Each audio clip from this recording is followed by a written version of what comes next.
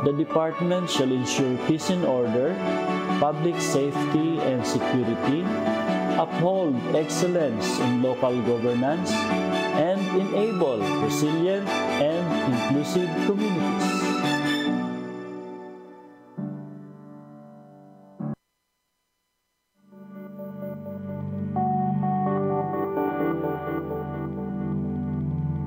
A highly trusted department and partner in nurturing local governments and sustaining peaceful, safe, progressive, resilient, and inclusive communities towards a comfortable and secure life for Filipinos by 2040.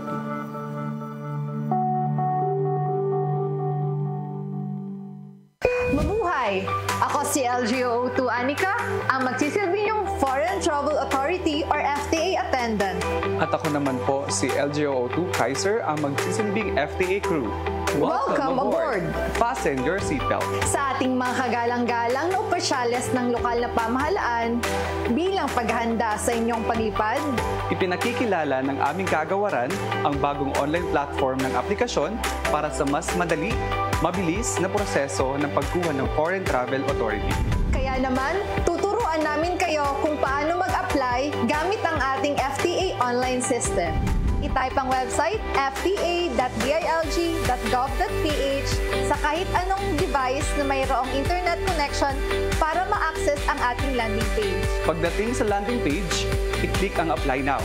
Pagdating sa application page, ilagay ang kinakailangang detalye. Kasama dito ang rehistradong email address. Suriin ang nailagay na detalye. Kung ito'y tama, i-click ang Proceed para ma-redirect sa pahina ng CAPTCHA. Puna ng lahat ng kinakailangang detalye sa registration site at i-upload ang lahat ng kinakailangang dokumento. Tsekan ang agreement at confirmation at i-click ang Submit button. Siguraduhin mayroon kayong scanned copy ng lahat ng mga dokumento. Ipinakikilala ng aming kagawaran ang bagong pamamaraan ng pag-apply ng Foreign Travel Authority o FTA. Ito ang FTA Online System para sa mas mabilis at madaling pagproseso ng inyong application. Kaya kung nais mong lumipad, apply na gamit ang FTA Online System.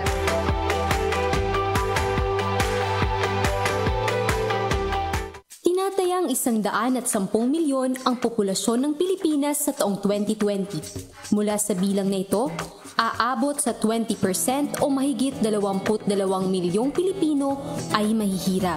Kaya naman, nais sa batas ang RA 11315 o ang Community-Based Monitoring System o CBMS Act of 2019. Layunin ng CBMS na mas maunawaan ang ilang mahalagang impormasyon. Huwag po kayong mag-alala dahil ang inyong impormasyon ay pangangalagaan namin. Ang mga impormasyon na ito ay malaking tulong sa lahat ng antas at ahensya ng pamahalaan. At siguradong lahat tayo ay manginginabang dito. Kaya halika na! Usap tayo! System Manual for Volcanic Eruption in the Bicol Region. Ito ay resulta ng pinaigting na pakikipagtulungan sa provincial governments of Albay and Sorsogon at ang aming partner national government agency sa RDMC Bicol. The attainment of zero casualties and disaster resiliency of communities ay ang naging pangunahing inspirasyon sa paglathala ng manual na ito. Ang Volcanic Eruption Manual ay naglalaman ng mga checklists na magsisilbing gabay ng mga lokal na pamahalaan sa pagsasagawa ng mga narapat na aksyon before, during, and after a volcanic eruption upang masiguro na akma sa sitwasyon at tutugon sa pangangailangan ng bawat LGU, may kaukulang checklist na ginawa para sa paloob ang mga specific interventions na kailangang isagawa at ipatupad ng mga lokal na pamahalaan.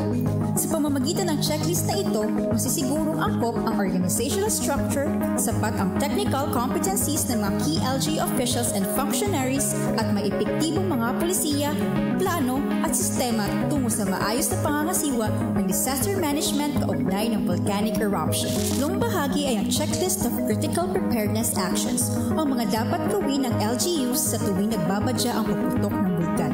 Sa ilalim ng critical preparedness actions, makikita ang iba't ibang task groups at ang kanilang gampanin sa paghahanda, pagre-responde at pag-monitor, pag-report at coordinate sa bawat alert level.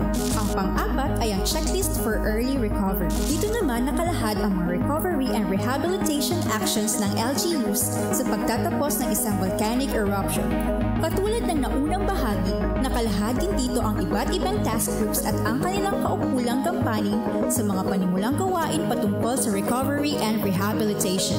Matatagpuan naman sa huling bahagi ng manual ang quick guide on thematic areas as a reference for the users of this manual. This manual stems from our years of experience in volcanic eruption. Ito rin ang naging produkto ng pinagsama-samang karanasan ng NGAs, LGUs at mga DRR managers sa paghahanda, pagresponde at pagre-recover mula sa mga volcanic eruptions sa Bicol region sa mga nagdaang taon. We recognize that the situation in LGUs for every disaster varies and that there are no hard and fast rules when it comes to disaster management. Ang lahat ng impormasyon na nakapaloob sa manual na ito ay mga rekomendasyon mula sa mga dalubhasa sa larangan ng DRRM. Ngunit ang mga LGUs ay hindi nililimitahan sa pag-e-enhance ng mga nasabing checklist na batay sa sitwasyon ng kanilang lokalidad. We have witnessed numerous volcanic eruptions that has claimed thousands of lives of our fellow Bicolanos and destroyed millions worth of properties and natural resources. Naway ang manual na ito ay makapagdulot ng karagdagang kapasidad sa ating mga lokal na pamahalaan at ang disaster resiliency ng bawat komunidad ay ating makamtan. Tamang paghahanda, tamang aksyon. Basta listo, we will save lives. What's up mga kabida? Pansin niyo ba, sunod-sunod ang mga lindol na nagaganap dito sa Pilipinas? Kaya naman, kailangan laging handa ang bawat isa sa atin. Minumungkahi ng RDRRMC Memo No. 76 Series of 2023 na makilahok sa nationwide simultaneous earthquake drill.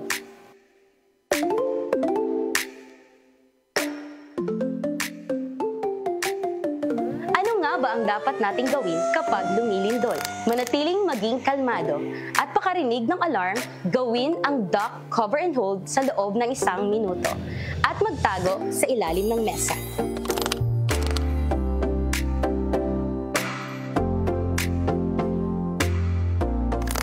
Makakarinig kayo ng pangalawang alarm. Ito ang hudyat na maaari nang mag-evacuate. Siguro ang kaligtasan, dapat kumuha ng matigas na bagay na maaaring ipatong sa ulo para maprotektahan ito sa anumang debris. Pakarating sa safe area, magkakaroon ng head count upang masiguro na ligtas at kumpleto ang mga miyembro. Maghintay sa iba pang instructions dahil sa oras na ito ay ginaganap din ang search and rescue sa mga nasugatan at nawawalang individual.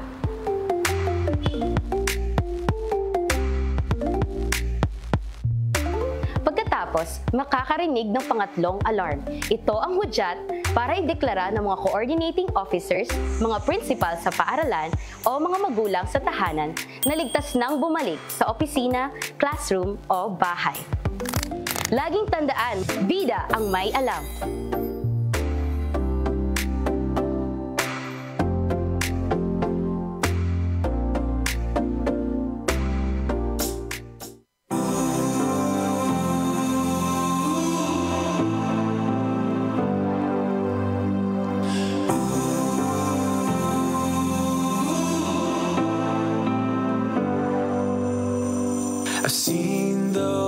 Ano po ang purpose nitong Dagyaw?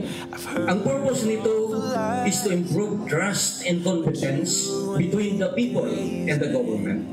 On someone in denial, 'cause you want dollar bills right now, but you gotta work real hard. I know you want it to be easy, so let your guard down. And I said, para lang ito sa ganitong klase mga event kung saan open para po sa ating lahat. At ngayon po hapon, let us open the discussions and let's open the learning for this Bicol Dagyaw.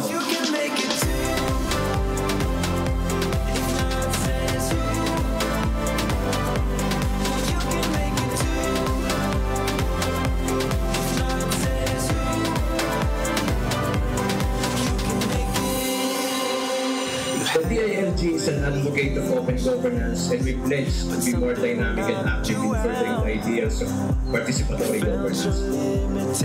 Your DILG should remain committed to continue, strengthen, and support similar advocacies and activities and be an eager partner in advancing open governance. I know you want it to be easy, so let your guard down. And I said, Maraming salamat po. I promise you that the DILG Region 5 will continue to strengthen CSOs para po sila ay makapag-participate, maging tunay na partner ng local government units at ng national government agencies sa governance dito po sa Bicol Region.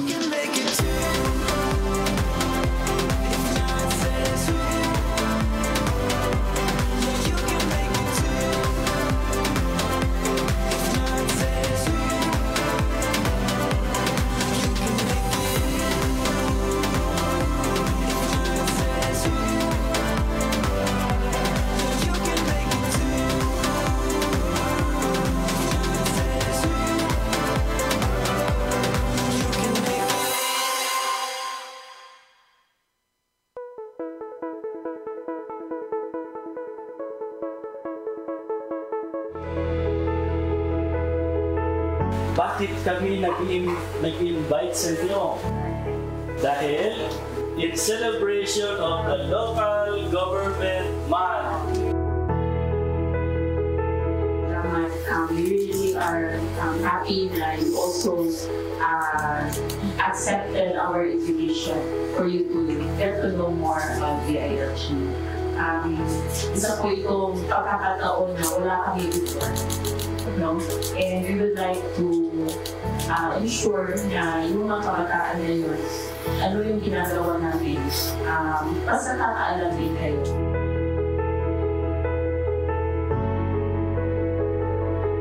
Ilang service level yung ginagawa niyo po para sa amin. But you guys do all that you can to provide for us, and I think underappreciated pa nga po yung department niyo. We grabbed the opportunity because we know that this is the best venue of you opening your doors to us.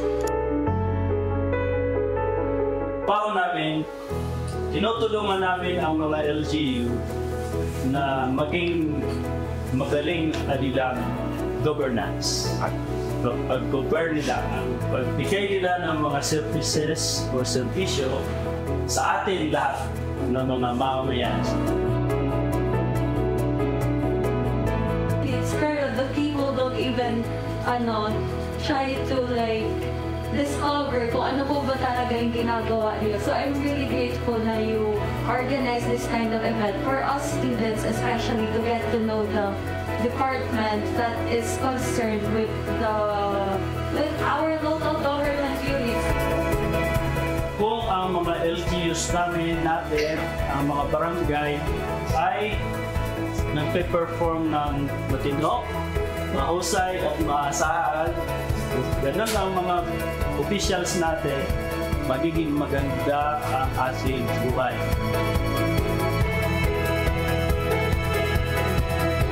I think it's a good cause and idea na nagsistart po kayo sa students kasi at the end of the day, kami rin lang naman po ang magsiserve din sa nation in the future.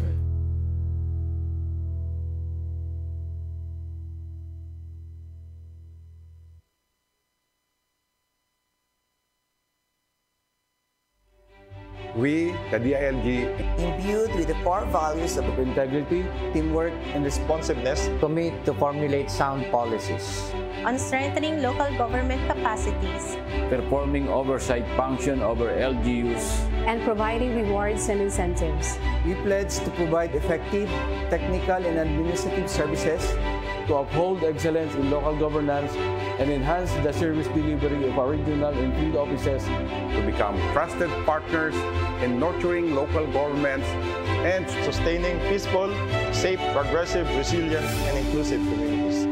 We commit to continually improve the effectiveness of our quality management system. Compliant with applicable statutory and regulatory requirements and international standards, gearing towards organizational efficiency in pursuing our mandate and achieving our clients' satisfaction. We commit to consistently demonstrate ang matino, mahusay at maasahang kagawaran para sa mapagkalinga at maunlad na pamahalaang lokal.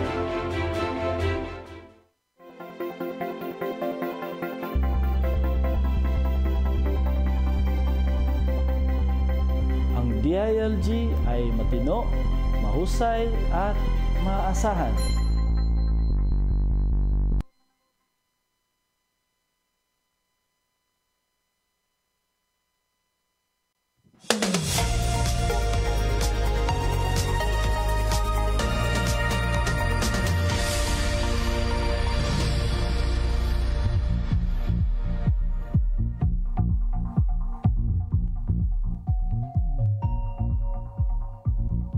Government Regional Office 5. Welcome to Balangibog!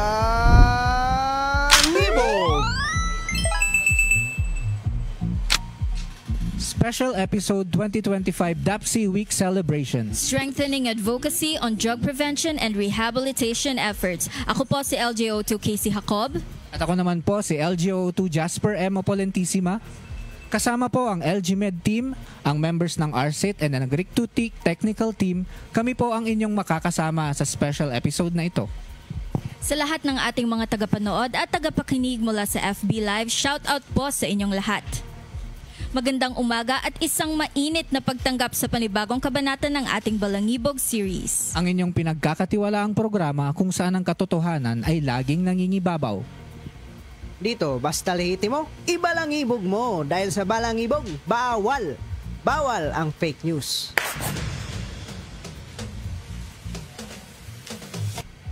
Samahan ninyo kami sa isa na namang makabuluhang talakayan. Tapat, diretso, at walang halong kasinungalingan.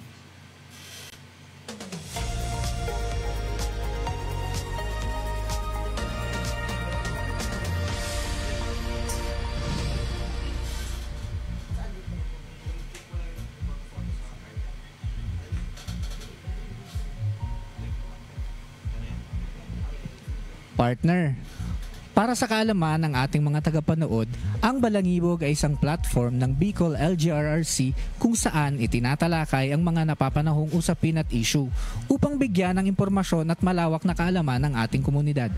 That's right, partner. Kaya ngayong araw ay pag-uusapan natin ang pagpapalakas ng ating advokasya laban sa iligal na droga. Ito ay in celebration ng ating 2025 Drug Abuse Prevention and Control or ang tinatawag natin na DAPSI Week na may temang sa bagong Pilipinas, kalusugan ay pinapahalagahan, droga ay inaayawan. Partner, alam naman natin na ang paggamit ng ipinagbabawal na droga ay patuloy na hamon sa ating mga komunidad. Hindi lamang ito nakakaapekto sa individual, kundi pati na rin sa pamilya, paaralan, workplace at buong lipunan. Oo nga, partner, kaya naman through this Balangibog special episode, layunin natin na hindi lamang maipalam sa publiko ang sitwasyon ng droga sa Bicol, kundi maipakita rin ang mga konkretong hakbang na ginagawa ng ating mga ahensya at LGUs. Pati na rin pwedeng gawin ng isang ordinaryong mamamayan upang maagapan ang paggamit ng droga, masuportahan ang mga pasyente sa kanilang rehabilitasyon at maibalik sila sa mas produktibong buhay. Ngayon, partner, meron tayong makakasama ang mga eksperto mula sa PIDEA Bicol Region at DOH Malinaw Treatment Rehabilitation Center. Sa pamamagitan ng kanilang pananaw at karanasan, ating masusuri ang mga effort sa pagsugpo sa iligal na droga. Kaya't halina ating mga kabalangibog, simulan na natin ang talakayan tungkol sa strengthening advocacy on drug prevention and rehabilitation efforts. Bago tayo magsimula, partner, anyayahan muna natin ang ating mga viewers at listeners to kindly fill out the attendance at feedback form. You may scan the QR code flashed on screen or through the following link below your screens. By the way, partner, batiin rin muna natin ang ating mga viewers from the cities, municipalities, and barangay sa iba't ibang probinsya ng Bicol Region. Marahay na aldaw po sa Indogabos. At Dahil ang Balangibog ay interregional na rin, kasama rin natin ang mga tagapanood mula sa iba't ibang sulok ng bansa. Hello po sa inyong lahat. Batiin din natin ang ating top regional management sa pangunguna ng ating Regional Director, Attorney Arnaldo E. Escobar Jr., CESO 3. Magandang umaga po.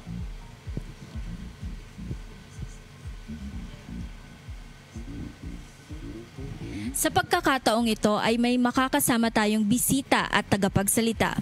Malugod po naming ipinapakilala ang kinatawan mula sa Philippine Drug Enforcement Agency Region 5 para bigyang linaw ang ating mga tanong sa araw na ito. Partner, ipakilala mo na po ang ating bisita. Our first speaker became a member of the Philippine Drug Enforcement Agency year 2006 and one of the first drug enforcement officers ng mga PIDEA. He served at the different regional offices as director, and he also attended various local and international law enforcement seminars and trainings such as Japan, US, Thailand, and Vietnam. From his long years of work experience, he acquired and developed multiple competencies and abilities to protect society from criminal organizations that violate the rule of law and good governance. Please welcome Philippine Drug Enforcement Agency Regional Office 5 Assistant Regional Director Christian O. Fribaldo. Magandang araw po, ARD. Good morning sa Casey and Jasper. Good morning din sa ating mga tagapakinig at tagasubaybay ng programa ng DILG. And syempre special mention ng idol ko na Regional Director ng ating DILG, Attorney Escobar. Sir, magandang umaga. And special mention din ang Regional Director ng Philippine Drug Enforcement Agency, Attorney Jacqueline de Guzman, ma'am. At sa lahat po ng nakikinig sa ating programa at nagsusubaybay, welcome rin po. Salamat po sa pag-imbita sa akin dito. We are glad to have you on board, sir. How are you today po, sir? I'm fine. Maganda ang ating umaga sa ngayon dahil full of blessing. Maulan eh. Full of blessing. Wala masyadong hangin. Okay, nag-breakfast ka na po ba, sir? Nagkape? So, before po tayo, mag-proceed na po tayo sa ating... At wag na po nating patagalin pa. Simulan na natin ang usapang strengthening drug prevention efforts. Para po sa unang katanungan, Sir Freevy, at sa kaalaman na rin ng ating viewers po, maaari po ba ninyong ilarawan ang kasalukuyang drug situation sa Bicol Region? Ano po kaya yung mga pangunahing trends o observation na dapat malaman ng publiko ngayon? Sa ngayon, natili na predominantly abused or used ang shabu at saka marijuana sa ating rehiyon. Ito ay nakita natin na trend na nanggagaling sa mga rehiyon ng NCR at saka sa 4A. Pero meron din tayong mga bagong information at insidente ng pagkakahuli ng illegal drugs coming from the southernmost part of the Philippines, which is Mindanao. Sa ngayon, wala tayong na-monitor na clandestine laboratory sa ating lugar. Pero ang karaniwan na nagiging modus operandi dito sa atin ay ang the usual na pagbebenta, pagde-deliver ng illegal drugs at paggamit sa mga lugar kung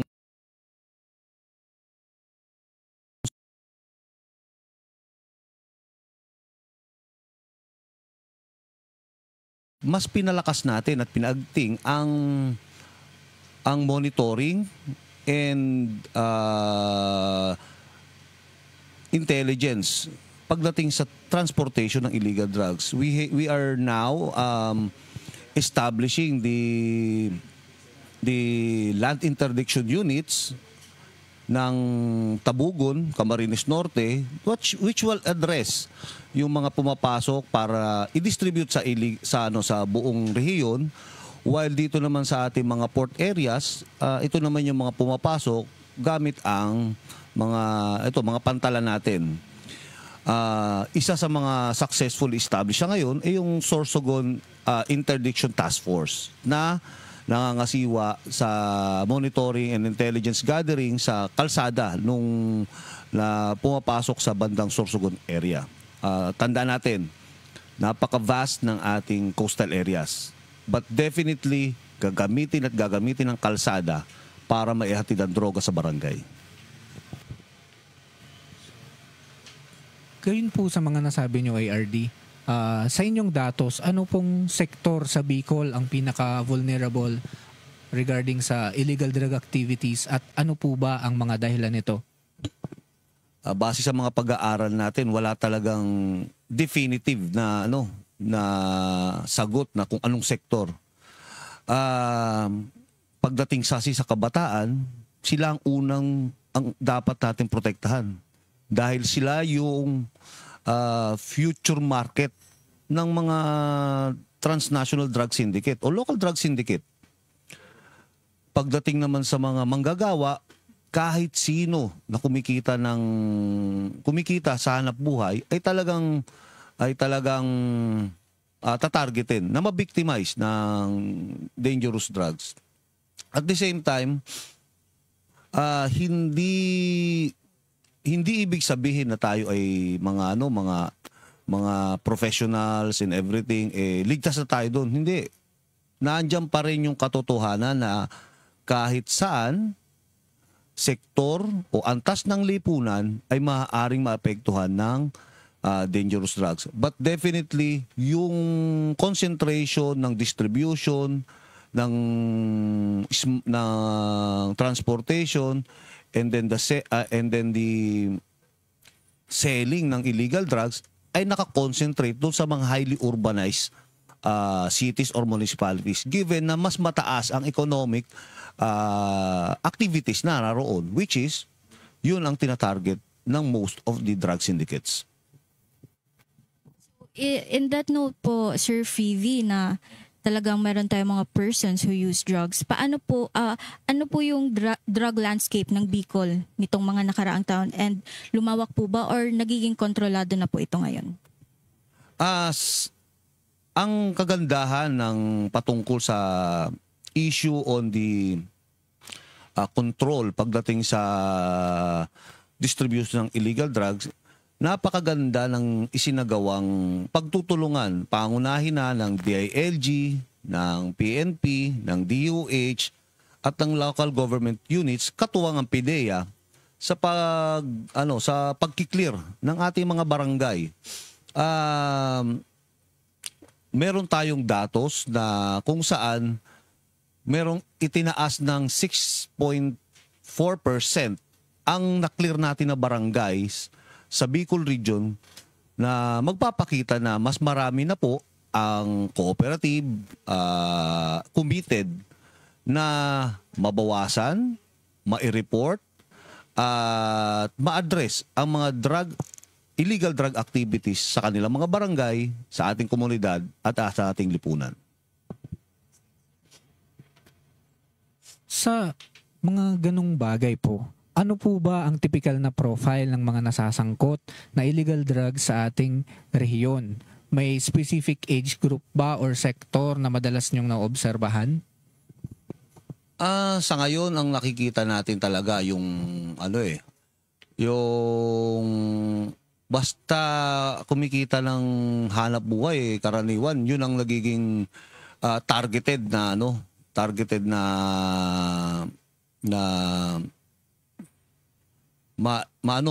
mainganyo ng illegal drugs. Pero yung karaniwan naman na ginagamit naman ng mga drug syndicate na magbenta, ito yung karaniwan wala naman mga trabaho. Ito naman ang ginagawa nilang livelihood. Pero kahit may trabaho, pwede magbenta. Ngayon, pag nahuli ka, yun nga lang.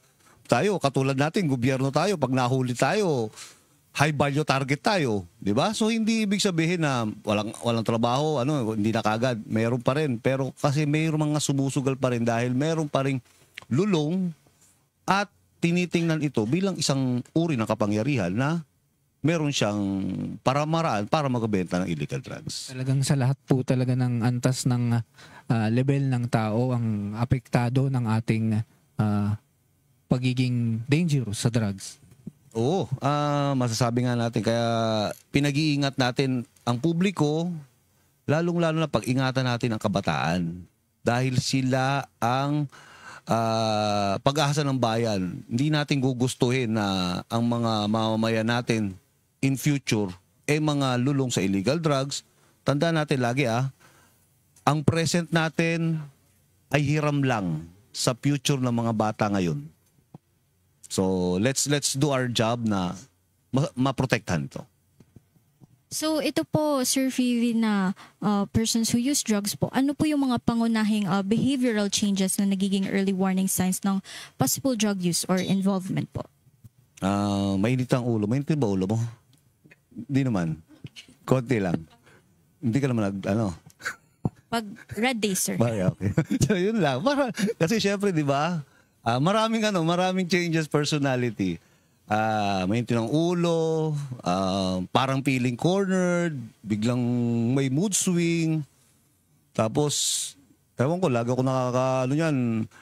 Pero pag sa babae kasi, iba naman ata pag mood swing, no? Iba po. Hormonal changes. Maraming hormonal changes ang mga babae. So, yung ibig takot na takot, di ba?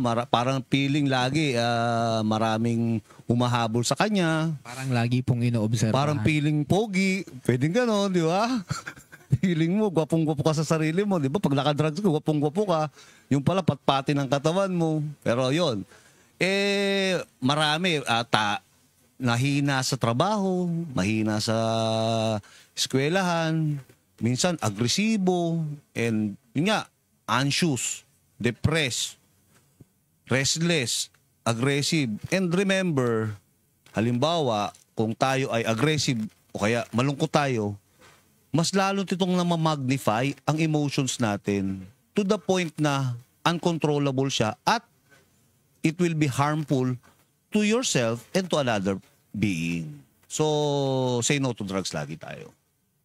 So, sir, since kanina behavioral changes po tayo, ano naman po yung mga physical indicators na dapat po mabigyang pansin po ng mga magulang, ng mga guro, and mga barangay officials po? It varies pagdating sa physical it varies. Merong magaling lang talaga magdala, di ba? May mga marunong din talaga mag-alaga ng katawan, pero most likely kapag ito ay lulong na lulong sa illegal drugs, ang unang-una pag sa shabu yung naninigas yung mga panga niyan Oo, lunok lang laway yan kuminsan. Parang magalaw po yung magalaw. Hindi ka naman parang bang kambing o kaya baka na ngumangata ng nguya po ng nguya, di ba? Hindi mo maintindihan. Naka-try ka na ba nun? Hindi ba? Tinatanong ko lang yung gulay ang na-try, hindi naman. Okay, sige. So yun, minsan mapula mata, yun. Tapos yung iba nagiging masigla sa pagkain. Yung iba naman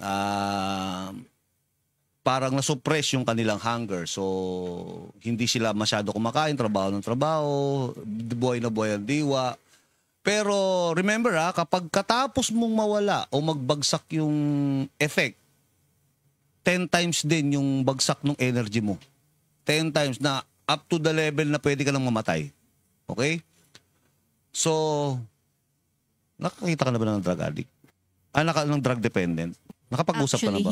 Hindi pa. Yes, hindi Minsan yung nila, yung amoy ng hininga nila, iba. Magtataka, tatanong mo kung ano kinain niya. Iba talaga. So, yung mga ganon, yung katawan, minsan patpatin, maraming sugat kasi kinukutkot niya.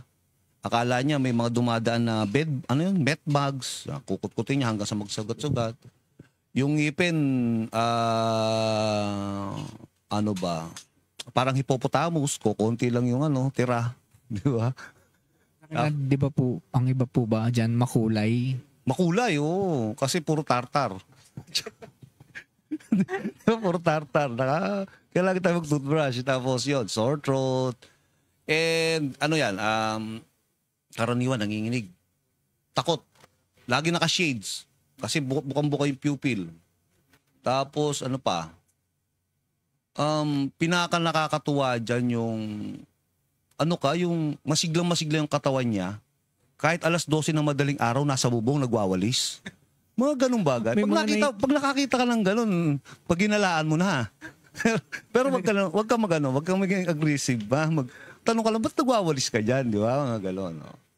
At medyo siyempre, yung pinakamalala dito yung lagi siyang tulala or paranoid. 'Di ba? Natatakot dahil maaring lagi nasa isip niya, huhulihin siya ng pulis, ganun, everything. May nagkwento nga sa akin eh. Sabi niya, pag tumuhol yung aso niya, hindi na raw siya makatulog. So sabi ko, tanggal mo yung aso. Uy, salamat naman pala, tinanggal ko yung aso. Iba talaga tama nito. Sa mga behavioral po talaga napapansin mo mostly po nasa extremities, sobrang gutom or hindi na kumakain, walang nasa mid-level lang. Minsan naman ang lakas din kumain. Dahil karaniwan meron kasi mga katulad ng marijuana, ang lakas din naman kumain, halos mamatay, obese na. So ganun, may lumalabas din ganun.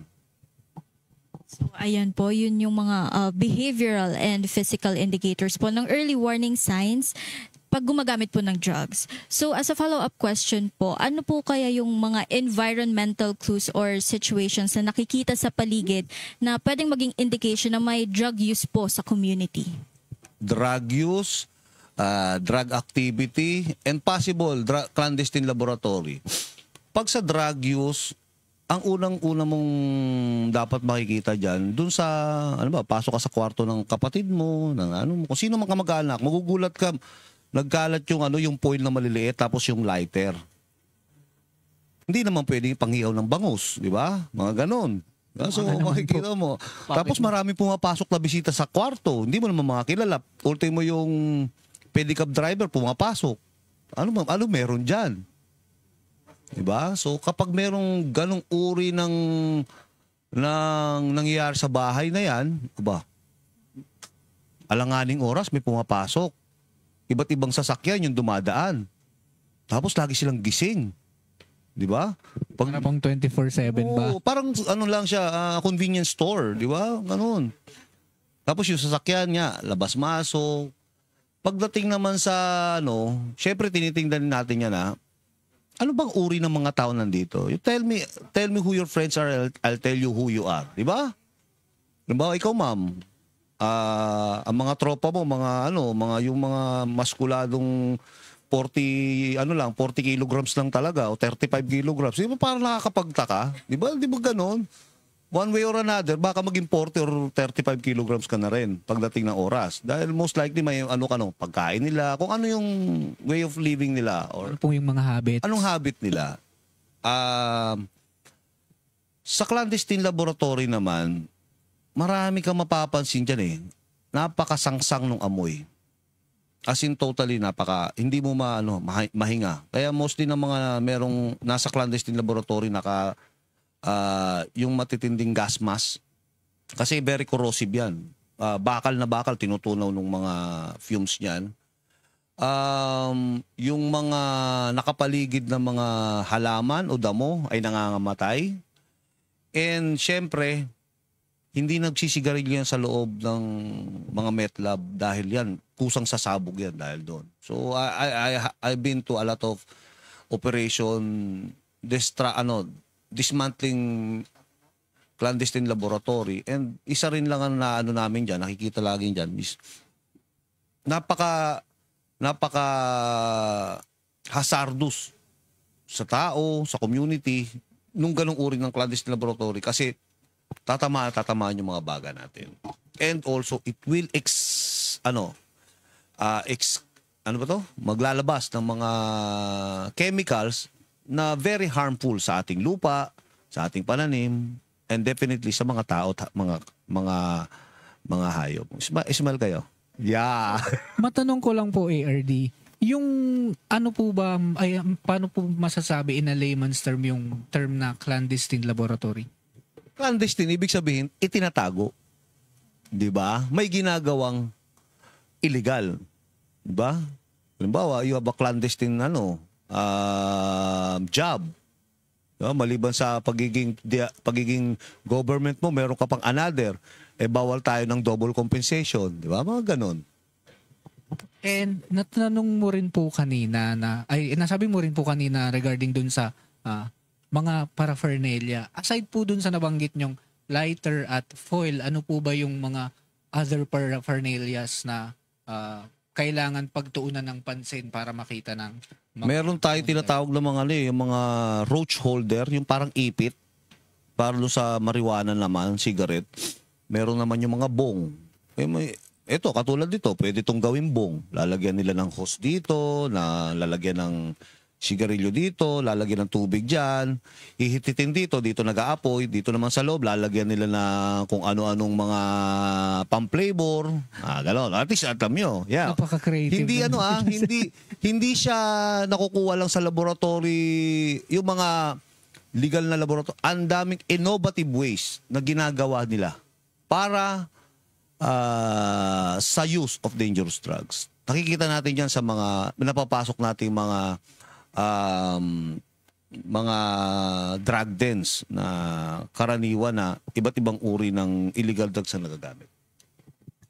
So dapat pala partner pagtuunan ng pansin itong mga drug paraphernalia, especially sa youth natin. And of course, yung mga environmental clues dapat alam rin pala ng ating mga barangay officials para alam nila na may ganitong nangyayari sa kanilang komunidad.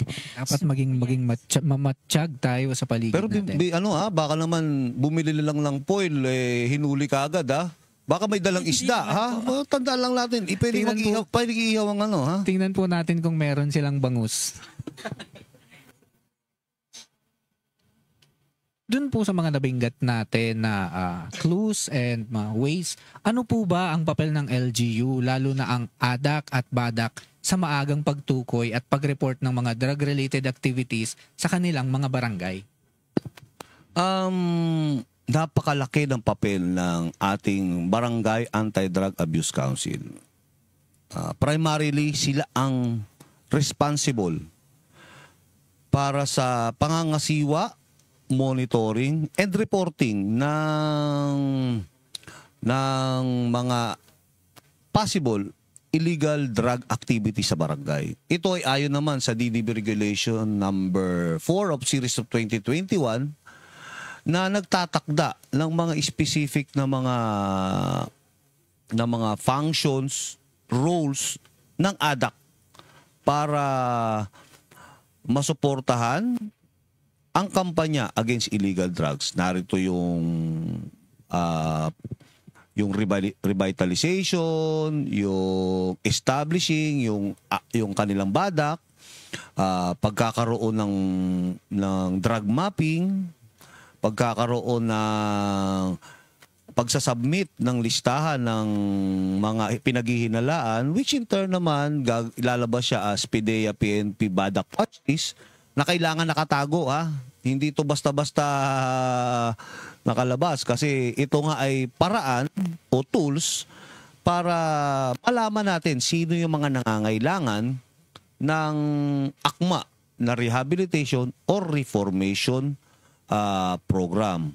Ang BADAC din ang siyang magre-refer kung sino man ang dapat dalhin sa rehabilitation at sino naman ang dadalhin sa mga balay silangan facilities, which is nakano naman sa mga LGUs. Pushers naman, no. So napakalaki ng trabaho ng BADAC pagdating sa unang kapitan o barangay officials pagdating sa anti-illegal drug campaign ng government. Minsan nga nagsisisi na sila Kayo ba? Ano kayo? Bakit ba ako tumakbo, di ba? Ang dami. Kasi si DILG, ang dami requirements sa barangay. Si PDEA, ganun din. Si PNP, ganun din. So, pero with this, handa naman tayo, the DILG, the DOH, the PNP, and the PDEA are very much willing to assist and to facilitate all requirements and needs ng mga barangays natin. So meron tayo laging assistance. Talagang merong maraming coordination between the NGAs and LGU sa pagsugpo ng ating droga. So sa inyo pong pananaw, Sir Fivi, ano po yung mga stages of intervention para sa pag-prevent ng drug use and sa pag-detect po ng emerging drug concerns? And sino-sino po ba yung mga ahensya na nagpapatupad po nito? Ang pangunahing ahensyang itinalaga para to oversee the programs, coordination, collaborations on the anti-drug campaign ay ang Philippine Drug Enforcement Agency. On the level of the regional level, merong itinatag na Regional Oversight Committee on Barangay Drug Clearing Operations, kung saan ito ay magkakasama ang PIDEA, ang PNP, ang DILG, ang DOH, ang LGU para sa pagpapatupad ng Barangay Drug Clearing Operations. Also, maliban doon, malaki po ang responsibilidad ng ating mga eskwelahan, DepEd, CHED, kasi po ito po ay address po sa ating mga kabataan. Doon naman po sa rehabilitation, ang sumasagot naman po ng ating mga livelihood programs ay yung ating TESDA, yung ating ano pa ba? Meron iba't iba DSWD, na kung saan ito yung pamamaraan para mabigyan sila ng alternatibong sources of income. Meron din po tayo yung mga seminars and para sa ating mga parents, teachers, and then the drug-free workplace seminar para naman po sa ahensya de gobyerno katulad natin na maaari at dapat na laging handa kapag nagkaroon ng victimized na empleyado, both on government and private institutions. And yan, marami tayong mga monitoring teams. Kasama na rin natin dito yung sa parole and probation. Sila naman yung nagmo-monitor ng mga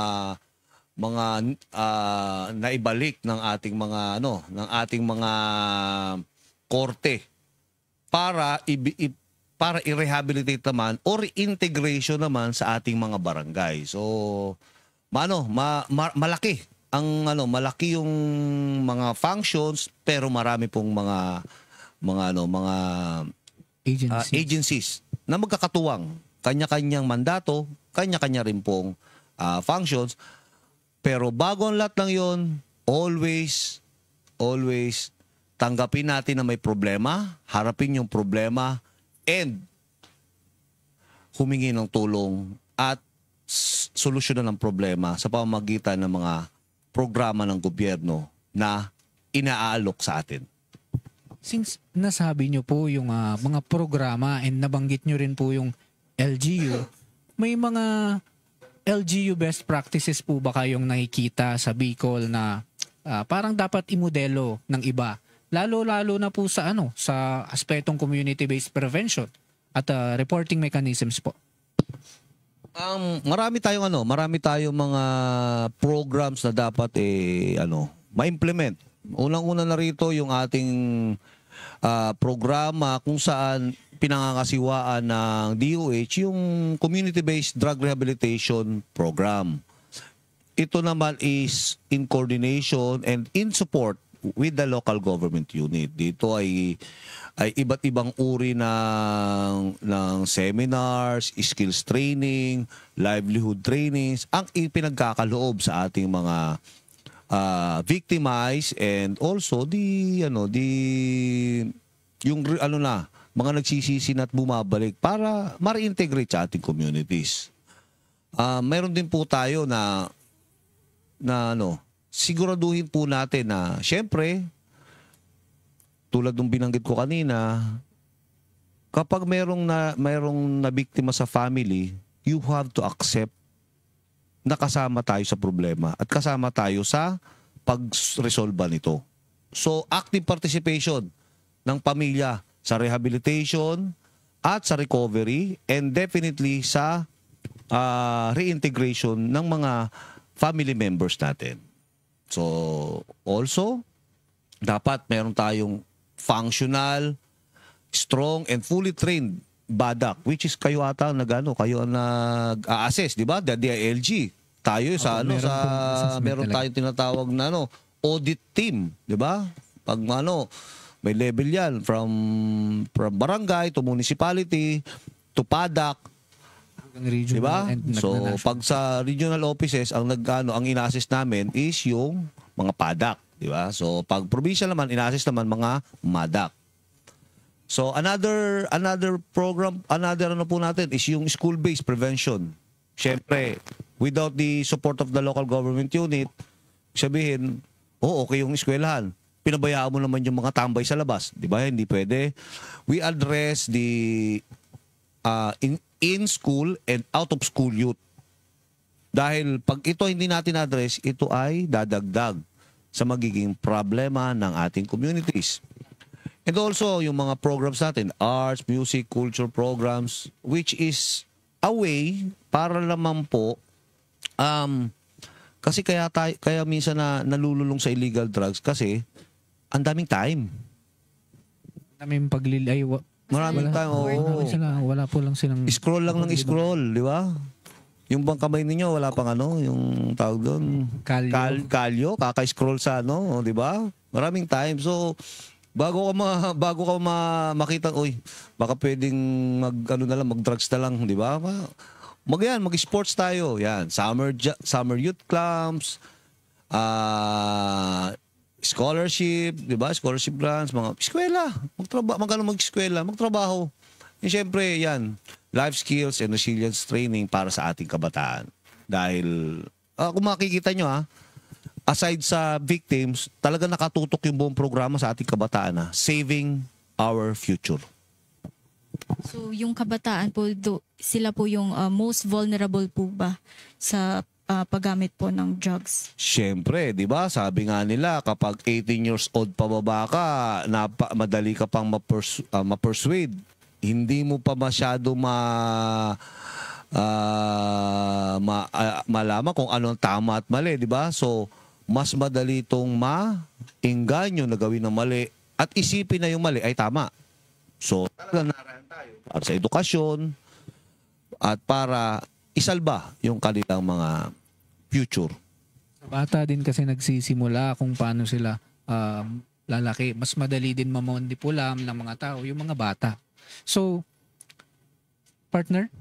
So next question po, kapag po may napansing senyales ng drug use o drug activity, ano po ba yung unang tamang hakbang po ayon sa PIDEA? Pag nakakita na tayo ng problema, ano bang dapat gawin? Simpleng-simple, di ba? Pag nakita mo yung math problem mo, may math problem ako. May problem ako. So yan, ganun muna. Unahin mo munang tanggapin na may problema. Now, alamin mo kung anong klase yung problema. Ito pa yung pagbebenta o ito ba ay paggamit? Kapag pagbebenta, ano ba to? Kamag-anak ko ba? O ano ko ba? O anything? Kakilala lang. Diba? Kakilala lang. Halimbawa, kapitbahay nyo. Hindi yung porke asawa niya na yung ex mo, i-report mo, nagbebenta. Hindi ganun May ginawa ka ba ganun? Wala pa naman. Wala naman po. Wala naman sa amin. Wala pa. So, ganun lang. Kasi maraming ganun na gumagawa ng kwento. So, kapag ganun may nakita tayo, reliable na ganun, i-report natin sa barangay. Unang-una natin ipagpaalam sa ating barangay. Now, kung nakita nyo na, teka lang, parang kamag-anak ata ito ni Kagawad i-report natin sa pulis.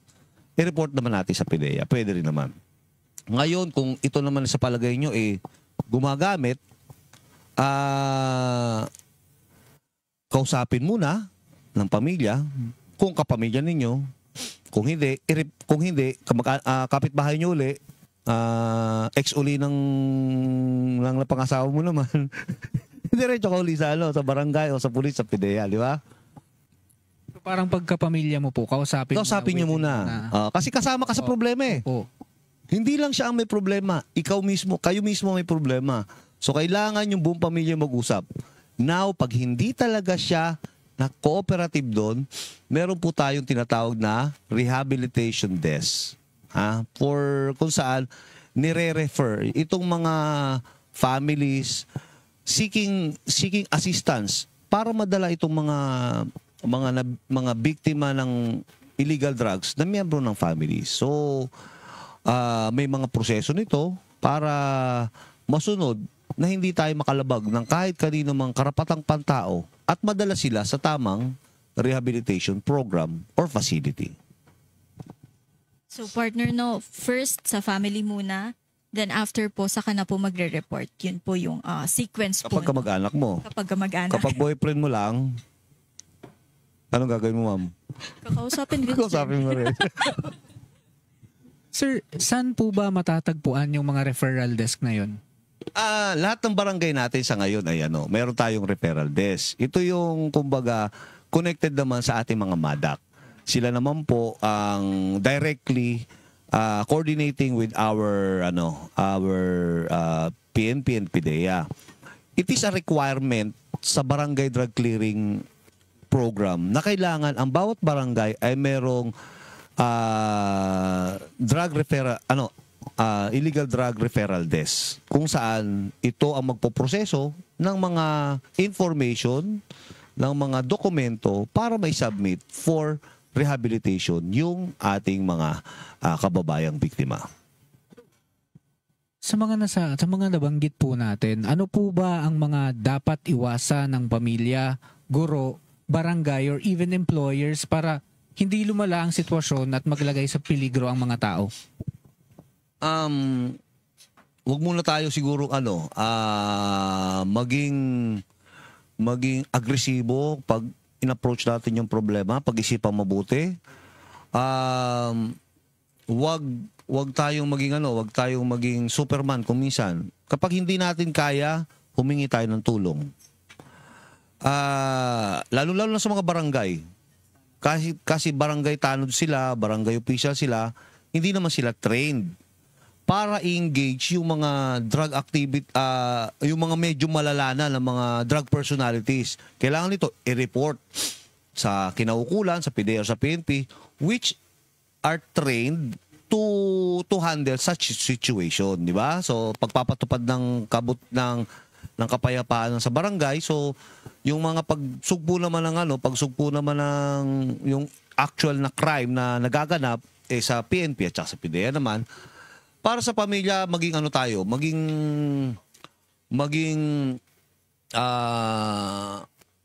approachable, maging open, natanggap natin yung problema. Huwag tayo maging confrontational. Natin itataboy. Huwag itataboy. Lalayo talaga sa yan. Kasi pupunta yan sa barkada.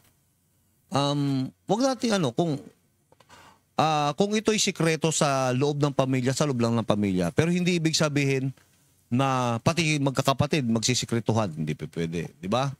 So, huwag ka rin umasa dun sa sinasabi, hindi, kaya ko hinto yan. Kasi kaya ko gamutin sarili ko. It is a medical condition. Drug addiction is a medical condition. Hindi siya basta-basta lang na re-resolve ng isang tao. Ito ay medical condition needing medical attention and procedure.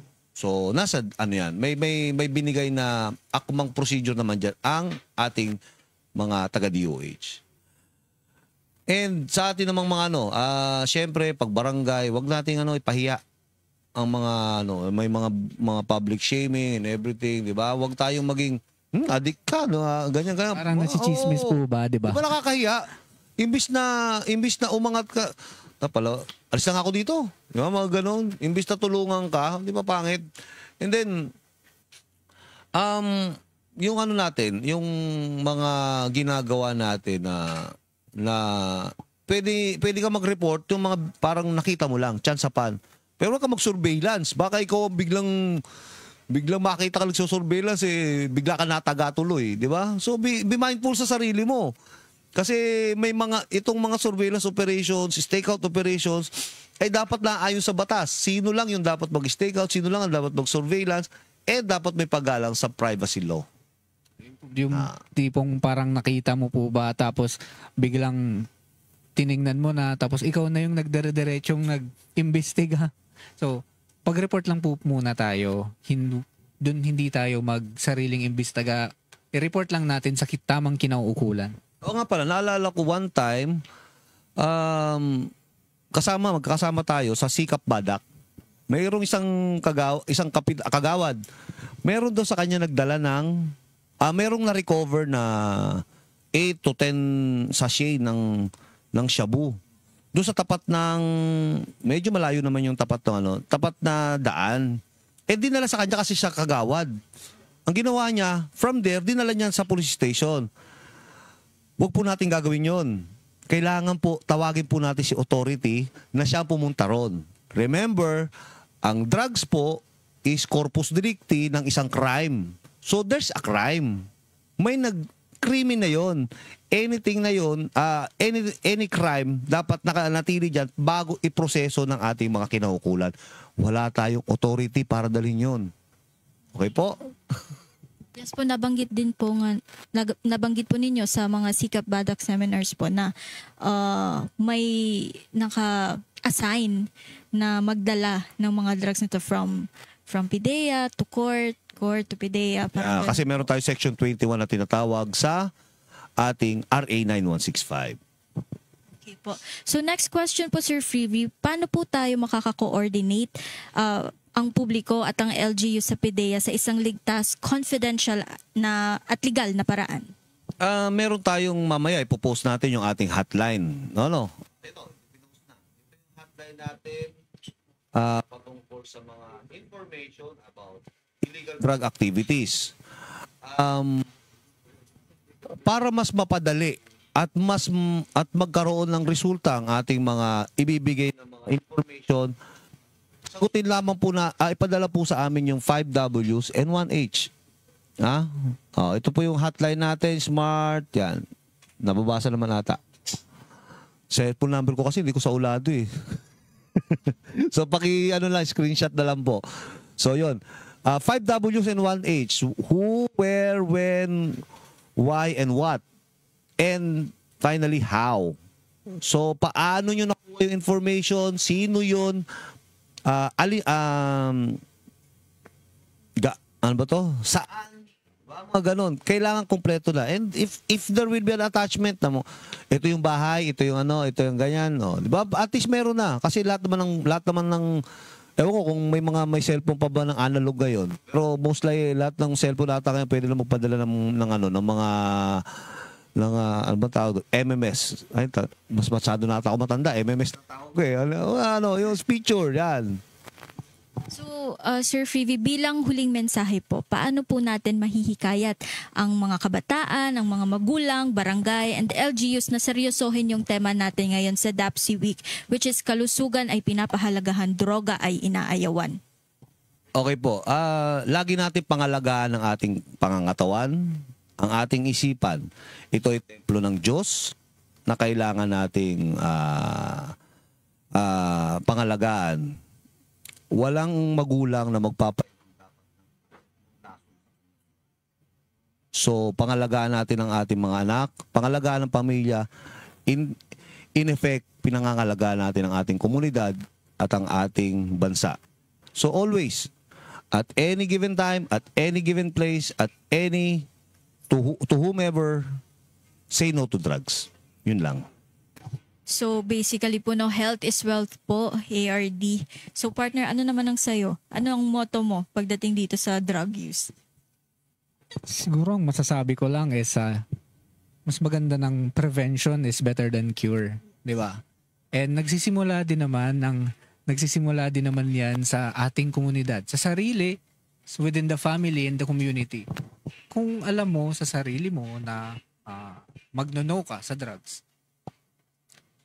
lahat ng kalapit sa'yo from family mo, impluensyahan mo sila na wag gumamit, lalakop, simula lang, sa'yo lang, mag-i-start na yung paglaban natin sa droga. So parang domino effect po, no? At saka lagi yan pag kahit anong uri ng problema, hindi man sa drugs pa, kasi pwede kasi sumanga dun eh. Kasi maghahanap ka ng outlet. Kahit anong problema, try to talk. Try to talk with another. Communication is the key, ika nga ba? Kala ko sa relationships lang, sir. Hindi rin pala po. Lahat naman ay tungkol sa relationship, di ba? So kahit na yung pet may relation sa amo, di ba? Pag sinipa mo yung pet, palagay mo, di ba? Ganun lang. And there you have it, partner. Nasagot na ng ating guest speaker ang mga katanungan from the viewers. Hopefully, madami po tayong natutunan at mas mapaigting natin ang laban kontra illegal na droga. So maraming salamat po, Sir Freevee, at shout out po sa mga kasamahan natin sa PIDEA sa patuloy na pagsuporta sa ating mga anti-illegal drug initiatives. Abangan mamaya ang susunod na ating guest speaker from DOH MTRC after this break. For the meantime, please watch this infomercial from PIDEA. Tulog pa rin ang araw tapos nang mag-almusal. Alam na kay nanay ito ang kanyang dasal. Anak, mag-ingat, umiwas sa peligro. Ikaw lang ang may hawak sa pagdaloy ng iyong kwento. Tuloy-tuloy ang lakad paglingon sa tabi ko. Naliligaw sila malayang nakabilanggo. Ako'y tutungo sa nila ngayon. Diretso sa pangarap, ito na ang pagkakataon. Tara na kaibigan, maging tapat sa iyong pumuhan. Tara na kaibigan, magsumikap ka para sa ating kinabukasan. Kanyang inaalok panandali ang libangan na habang buhay ang babayaran ko. Ang bida sa aking kwento, sa kanyang tukso-tukso ako'y hindi susuko. Tara na kaibigan, maging tapat sa iyong tungkuhan. Tara na kaibigan, magsumikap ka para sa ating kinabukasan. Ako'y ahon, tara't umangon. Tayo'y ahon, eto na ay pagkakataon. Tara na kaibigan, maging tapat sa iyong tunguhan. Tara na kaibigan, magsumikap ka para sa ating kinabukasan. Tara na, maging tapat sa iyong tunguhan. Tara na kaibigan, magsumikap ka para sa ating kinabukasan. Tara na kaibigan,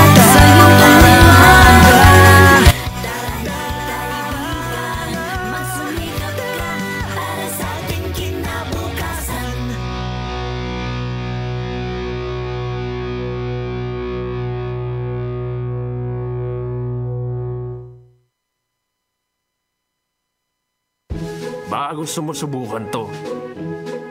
Drugs! Madami nang nadali dito. Okay lang siguro kung subukan ko.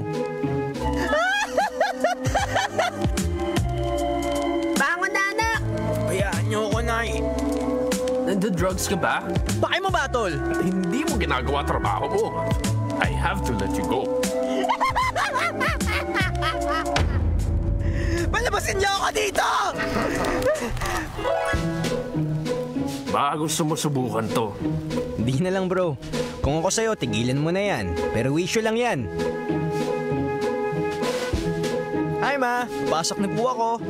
Uy, guys. Tara, outing tayo. Good job, Mr. Santos. Keep up the good work. Baka gusto niyo sumali sa liga natin sa barangay. Oo, sir. Game ako dyan.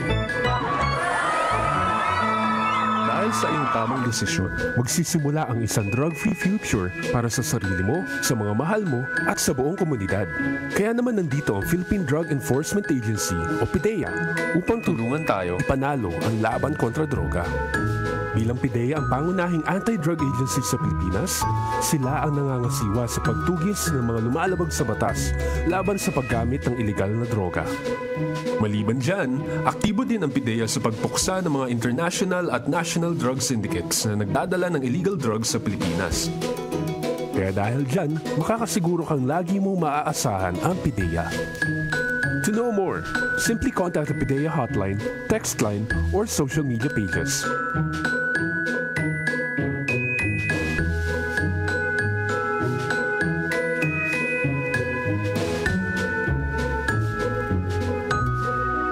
The This campaign is a joint project of the Philippine Drug Enforcement Agency and Activations Advertising Incorporated.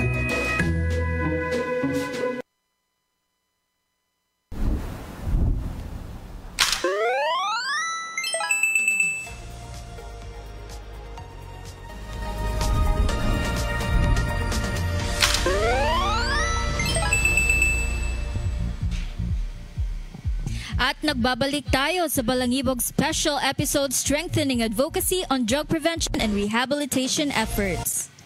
Ngayon naman, upang mas maunawaan natin ang ikalawang bahagi ng ating talakayan, tutungo tayo sa isang kritikal na aspekto ng ating kampanya laban sa droga. Sapagkat kung ang prevention ay naglalayong pigilan ng pagkalat ng droga, ang rehabilitation naman ang nagbibigay daan upang ang mga biktima ay mabigyan ng tamang pangangalaga, paggamot at suporta para makabalik sa lipunan ng ligtas at maayos. Ito ang mahalagang bahagi ng DAPC Week dahil ipinapakita natin ang tugon sa pamahalaan ay hindi lamang enforcement kundi kabuuang pag-alaga sa tao. Kaya ngayon, makakasama din natin ang susunod na guest speaker. Our guest is a registered nurse and who works as the Chief Program Manager of the Department of Health, Malinaw Treatment and Rehabilitation Center, Division Chief of the Residential and Outpatient Clients. Siya rin po ay isang DOH-accredited rehabilitation practitioner, a member of MINT International Motivational Interviewing Network of Trainers. He is also an internationally certified addiction professional. Let us welcome Mr. John Roque L. Concepcion. Good morning po, sir. Good morning, Jasper. Good morning, Casey. At good morning sa lahat ng nanonood sa atin live dito sa programa ng DILG, ang Balangibog. Magandang umaga po sa lahat. Sir Roque, nagkape ka na po ba? Yes. Okay po. So Sir Roque, bago po tayo dumako sa mas malalim na usapin tungkol po sa ating laban sa illegal na droga at dahil we are celebrating po the 2025 DAPC Week, para po sa inyo, ano po ang kahulugan ng temang sa bagong Pilipinas, kalusugan ay pinapahalagahan, droga ay inaayawan sa konteksto ng drug prevention at rehabilitation? Okay. Thank you, Casey, doon sa tanong. Actually, pinag-isipan ko din kung ano yung sagot talaga dito. Parang kung titingnan natin yung tema, parang nahati siya into 3. Unang-una, yung call na parang ang bagong Pilipinas. Para sa akin, yung bagong Pilipinas, ito yung vision or yung dream ng administrasyon kung saan nila gusto dalhin yung komunidad natin or yung Pilipinas. It's sort of like the vision and at the same time, yung direction na gusto natin mapuntahan. New Philippines. So kung ano ba ang andon sa New Philippines, andon doon sa dalawang statement na susunod, yung ang kalusugan ay pinapahalagahan. Parang it places an emphasis on health as a priority nitong gobyerno. Health hindi lamang ng mga taong okay sa konteksto ng rehabilitasyon, health maging yung health ng taong may problema sa droga. So, in the context of rehabilitation, para yung pagpo-provide ng komprehensibong care sa mga taong may sakit sa droga, ayon sa kanilang mga needs. At yung pangatlo naman, yung droga ay inaayawan, parang it's a collective call na all of us, kailangan talagang malaman natin na drugs is dangerous to our health. At mas dapat natin itong iwasan, lalo na yung first na paggamit, yung initiation of use of illicit drugs. So sa akin yun yung message or tema ngayon. A new vision of the Philippines, a more emphasis on health, and a collective call that drugs really destroys the health of someone. Yun. Talagang kailangang iwasan ng droga. Pero sa usapin po ng pag-iwas ng droga, ano po ang mga epektibong drug prevention strategies mula sa perspective ng inyong institusyon, DOH Malinaw Treatment and Rehabilitation Center, na dapat bang alam ng bawat pamilya, paaralan at komunidad? Actually, sa pag-implement namin ng mga drug prevention advocacy activities, may sinusunod kaming tinatawag na internationally standard. Yung UNODC or the United Nations Office of Drugs and Crime, nagsagawa sila ng pag-aaral kung ano ba yung nakita nilang epektibong pamamaraan para makaiwas yung mga tao sa paggamit ng droga. Doon sa study ng UNODC, nakaano yan sa different setting. Ibig sabihin may epektibo daw na pamamaraan ng pag-iwas sa droga sa pamilya. Meron din epektibong pamamaraan sa schools na pwede gamitin at meron din sa community. So yun ang fina-follow namin. Halimbawa, sa pamilya, ang nakitang epektibong pamamaraan para makaiwas ang mga bata sa droga pagtuturo sa mga magulang ng effective parenting. Paano yung tamang pangangalaga, pagpopromote ng positive bonding and attachment sa child. Nakitaan nyo na kung ang magulang daw ay maayos ang pagpe-parent or mabuti siyang magulang or pag-take care sa kanyang child, nag-yield yun ng positive effect sa bata na later on in life, hindi na sila mag-engage into delinquent na behavior. So yun yung tinuturo namin kung ang audience namin ay mga magulang or mga early adult na about to be parents, teaching them how to be an effective parent someday. Doon naman sa mga bata, pag bata ang audience namin sa drug prevention activities, nararapat na turuan sila ng mga coping skills or life skills. Halimbawa, resisting peer pressure. Kailangan natin turuan sila yun. How to regulate their impulses or their emotions. Paano pa ba? Paano makipagkapwa-tao? So yun yung mga core skills na tinuturo din sa mga kabataan para makaiwas sa droga. Kung ang audience naman namin at let's say ay isang ahensya, we put a strict emphasis on promoting policies or magkaroon ng mga regulasyon sa opisina na nagpe-prevent sa paggamit. Halimbawa, sa opisina dapat may meron tayong policies on alcohol, tobacco, and drug use. Dapat in place yun. Kasi itong mga to ang nakitaan na effective drug prevention strategies. So, gamit ang kaalaman na yon galing sa UNODC, we try to incorporate all of those learnings into the drug prevention activities that we are conducting. Talagang iba-iba din ang approach natin, depende sa tao ang pag-prevent at paano ba? Yes, hindi siya one size fits all po, no? Yes. So per stage din po talaga yung intervention na ginagawa natin. So from child rearing, hanggang sa adolescence, and hanggang sa iba rin po ba sa workforce? Yes, pag iba nasa din workforce. So next question po, sir, kung merong pamilya o individual na humihingi ng tulong, ano po yung mga DOH available programs o community-based interventions na maaari nilang lapitan bago pa po mangailangan ng full rehabilitation? Okay. Yes po. Yung last 2019, yung Dangerous Drugs Board natin, naglabas sila ng isang board regulation. It's Board Regulation number 7. Ang title nun is the Consolidated Revised Rules Governing yung Access to Treatment sa Rehabilitation Programs and Services. Ang emphasis nito para mas mapadali or maging accessible sa sino mang taong nangangailangan ng drugs, ay nangangailangan ng gamutan, hindi nangangailangan ng gamutan na makapasok sa treatment.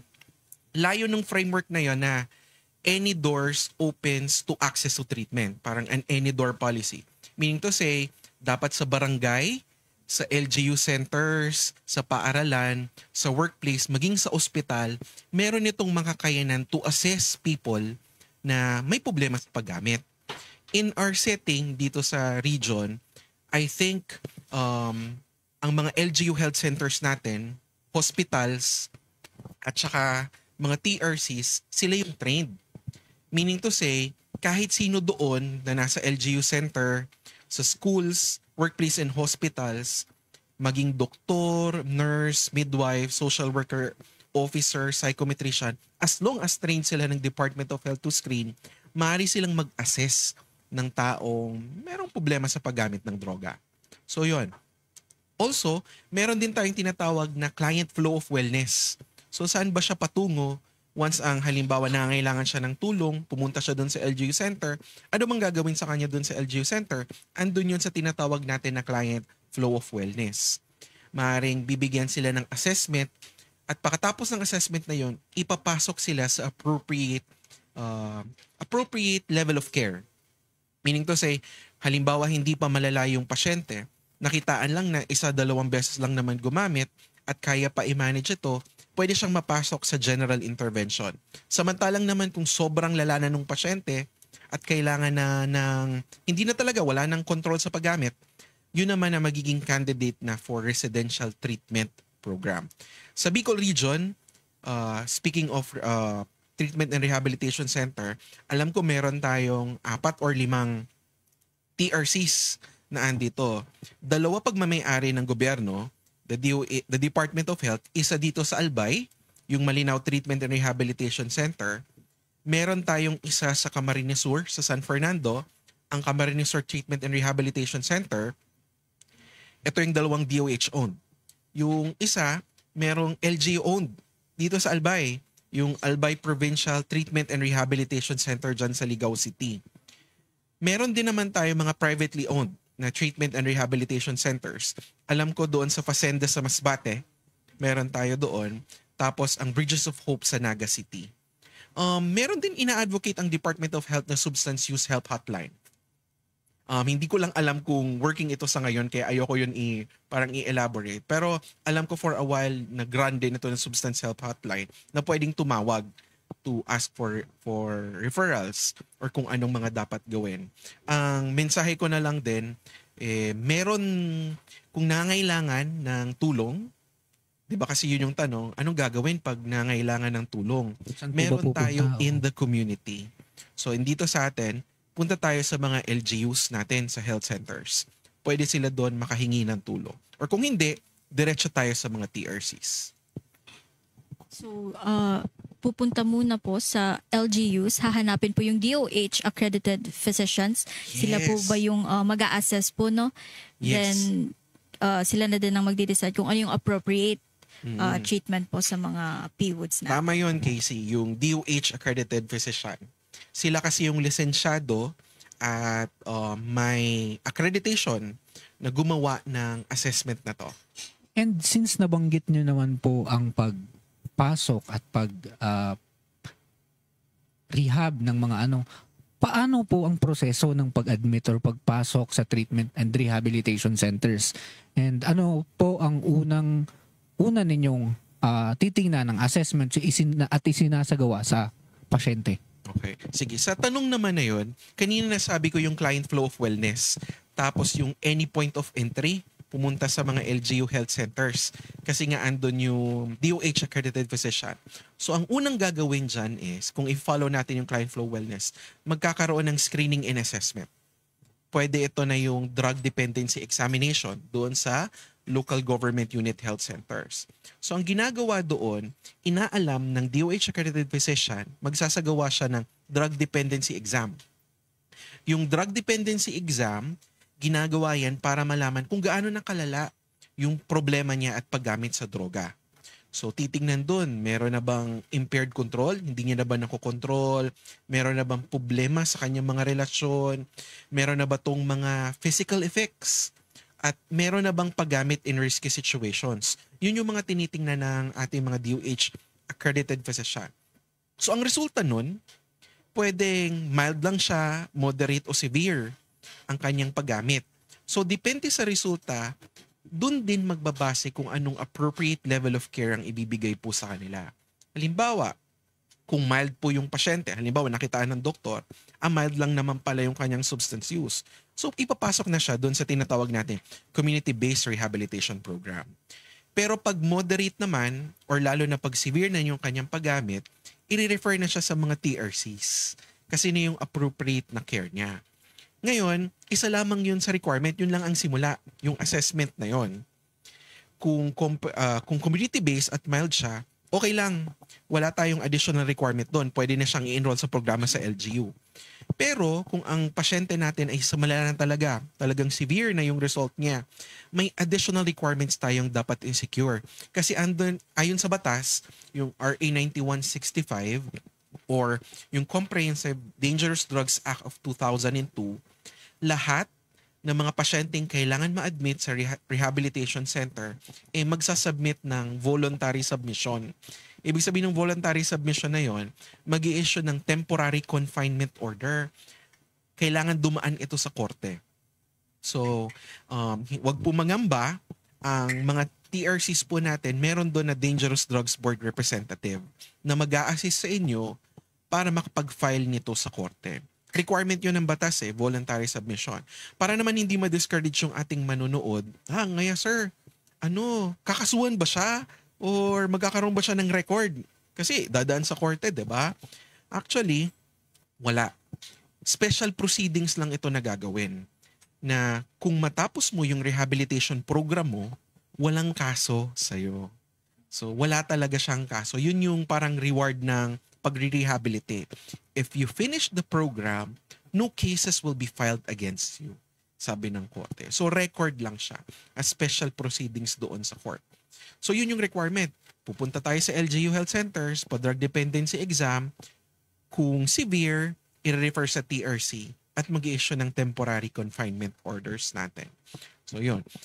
Meron din tayo kasi tinatawag na mga, sa kasi ngayon kung naririnig siguro natin doon, mga plea bargaining cases. Yung mga nahuli, tapos nag-plead ng guilty into a lesser offense, sila din yung mga pasyenteng directly nang pumapasok sa rehab.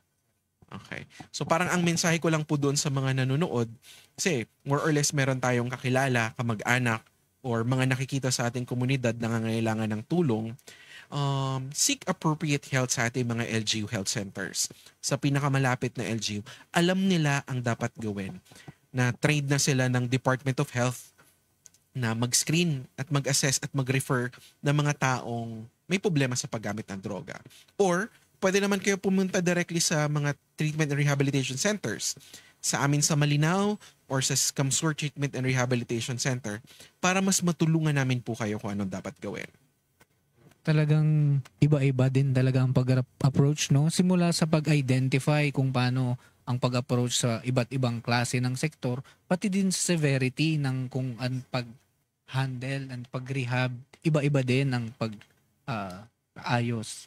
So, yung partner? So, next question, sir, since this is a very widespread na misinformation regarding po sa TRC, sa mga PWODs. Sa inyo pong karanasan, ano po yung mga stigma o maling paniniwala tungkol sa rehabilitation na dapat nang itama sa publiko po? Napakaganda ng tanong mo, Casey. Ito yung kadalasang naririnig namin sa aming mga pasyente, yung mga na-admit sa amin both sa outpatient tapos sa residential program. Ito yung mga kadalasang nai-experience talaga nila. So first hand to na itanong namin sa mga pasyente. Unang-una, akala nila pag pinasok daw sa rehab, nababaliw na. So parang wala na sa ulirat, wala na sa tamang pag-iisip. Ang assessment nilang nasa labas, hindi pa naman kami ganun. So they don't seek treatment kasi nga feeling nila hindi pa naman sila baliw.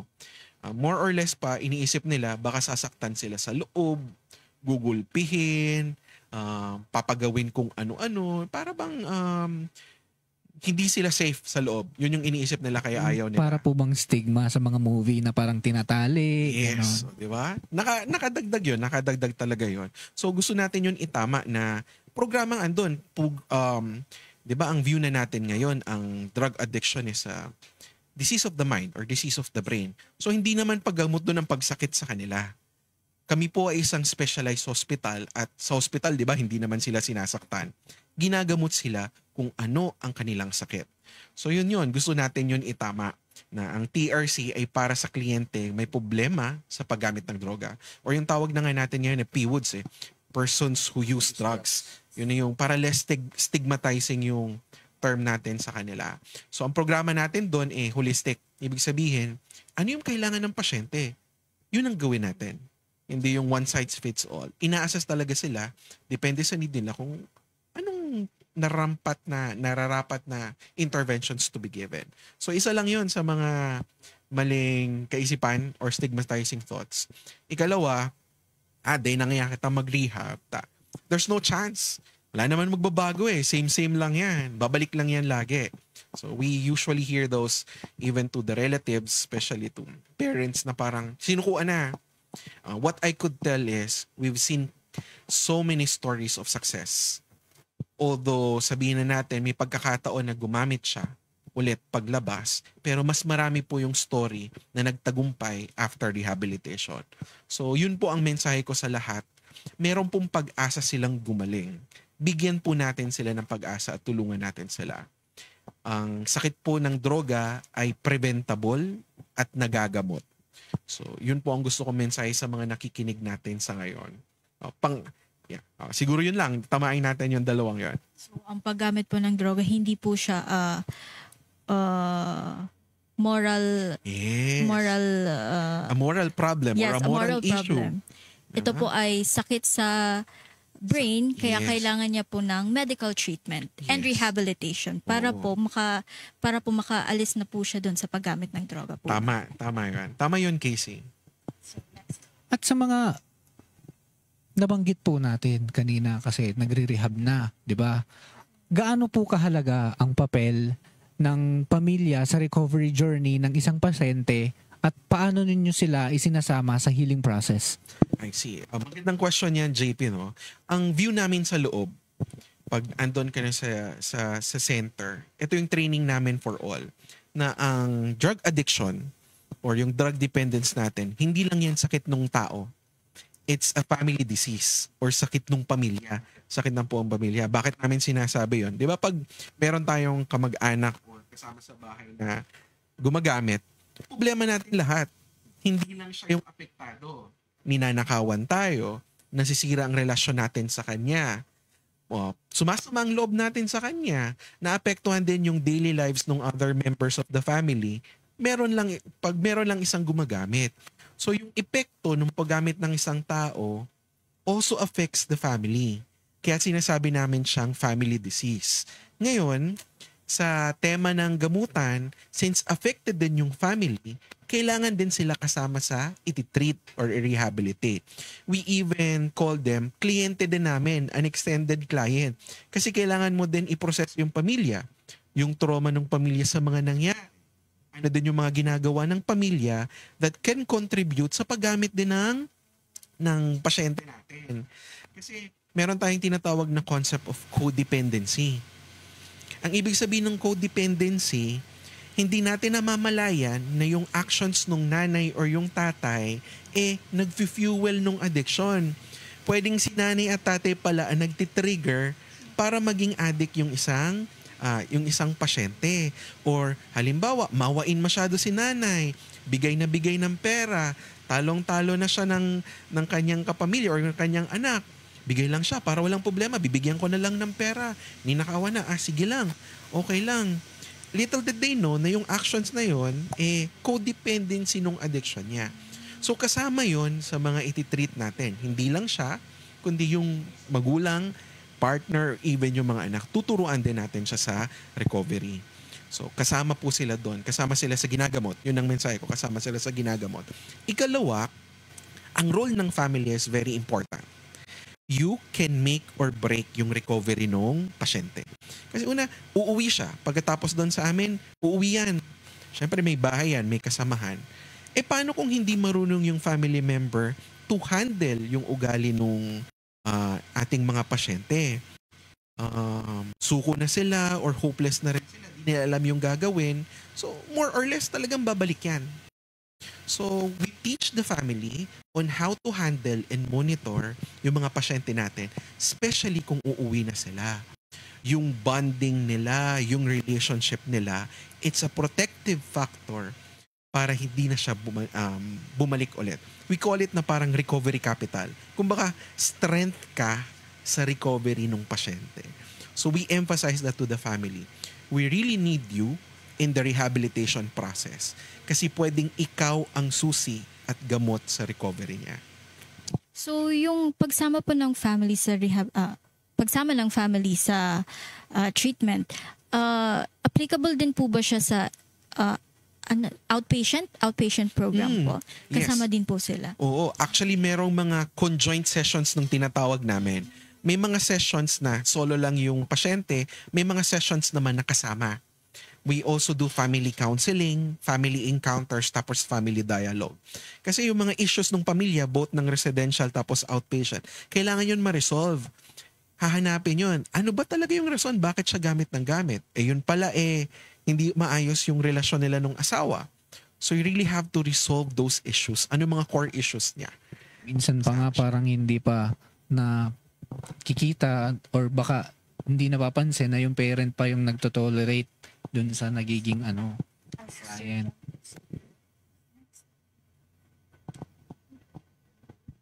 So, pagkatapos po ng rehabilitation, ano po yung mga programs, aftercare programs, follow-up services at reintegration support na binibigay po ng mga TRCs para hindi na po bumalik ang pasyente sa institusyon niyo po?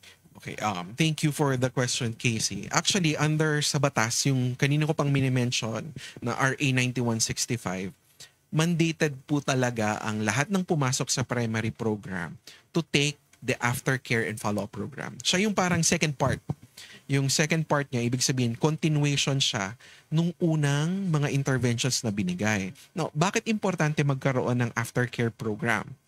The real battle talaga is pag bumalik na siya sa community. Ha? Doon sa loob sa amin, wala naman drugs. Natuturuan siya, merong mga bantay. Paano pag bumalik na siya sa komunidad? Paano pag bumalik na siya doon sa bahay niya? Ando na naman yung triggers. Mafe-face niya na naman yung mga different issues niya. Andun yung mga kaibigan niya. So importantly, pag ang pasyente ay bumalik na, kailangan meron pa rin siyang gabay. Meron pa rin siyang support system pag ando na siya sa community to help him adjust also doon sa buhay niya doon sa community. Yan yung purpose ng aftercare program. So yung components po naman ng aftercare program, marami po siya. Unang-una, meron tayong tinatawag na mga group sessions or social cognitive behavioral therapy sessions. So inaalam doon ano yung mga paraan para makaiwas, or we call it the relapse prevention. How do we build relationships and all. Maliban doon, of course, meron pa rin po yan na counseling sessions sa ating mga social worker tapos psychologists and all. We encourage also yung mga pasyente namin to attend a support group meeting. Baka narinig nyo na po yung Narcotics Anonymous. Yan. Hinihikayat po namin ang mga pasyente to enroll to that support group. Diba? Ang purpose ng support group meron silang mga brothers in recovery that could help him para magandang impluensya. Parang sa native term, the support group is a good influence na pwedeng umakay sa kanila sa recovery. Maliban doon, ang iba pa naming serbisyo is we conduct home visitations. So pinupuntahan namin sila sa kanilang mga bahay. We do drug testing, random drug testing, of course, to assess them. Kung gumagamit pa talaga, important po kasi yun na hindi sila gumamit the whole duration. Yun yung ating parameter pa rin para masabing, okay na to. Wala na talaga na drug use. Maliban doon sa aking mga nabanggit, meron din kami mga life skills seminars na tinuturo. Kagaya ng effective parenting ulit. Diba? And even yung financial literacy.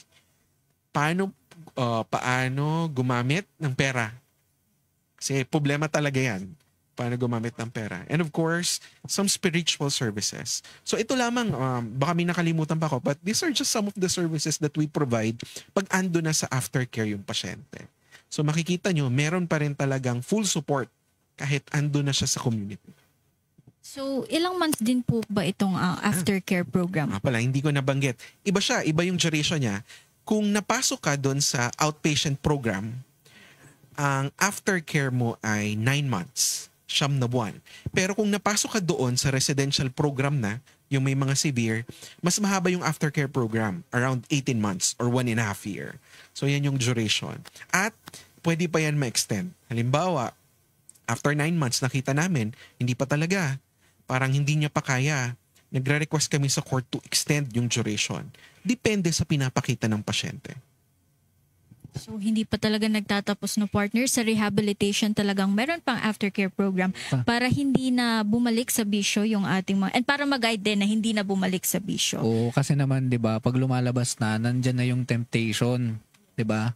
Lahat ng influences, nararamdaman mo na, wala nang nag-o-observe sa'yo. And you're on your own, kumbaga. Pero hindi nga you're on your own kasi merong aftercare.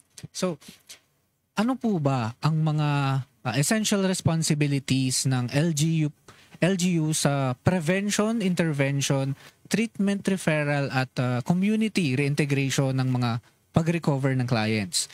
Kayo po ba sa DOH MTRC? May mga close coordination po ba kayo sa different LGUs? Okay. Now, punta muna tayo siguro doon sa responsibility ng mga local government units. Sa RA 9165, nakalagay doon, I think it's at Article 7, ano ba yung participation ng local government unit? Sabi doon sa batas, ang LGU daw dapat mag-allocate ng certain funds in support to the different programs for drugs, prevention, treatment and rehabilitation, pati yung mga programs. So nakalagay doon, meron batas talagang nagsasabi na dapat ang LGU ay gawin yon. Maliban pa doon, alam ko ang DILG, di ba po yung Seal of Local Governance, ina-award natin to sa mga local government unit.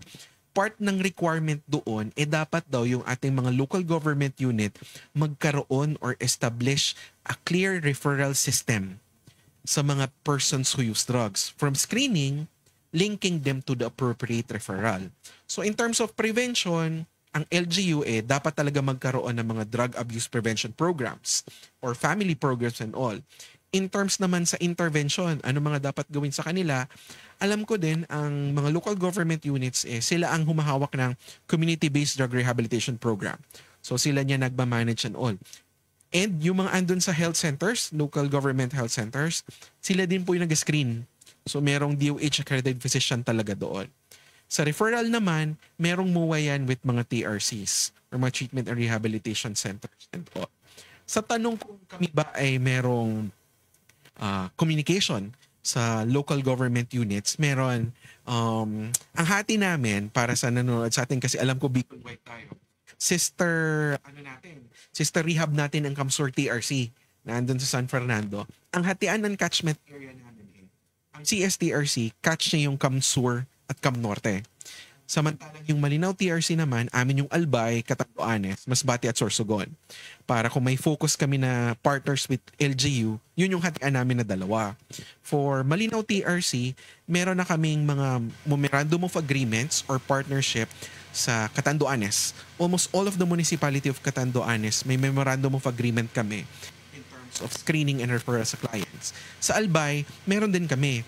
Lalo na yung mga key cities natin, sa Legazpi cities, Tabaco at Ligao, that are very highly active. Sa Sorsogon naman, meron kami, especially with the province.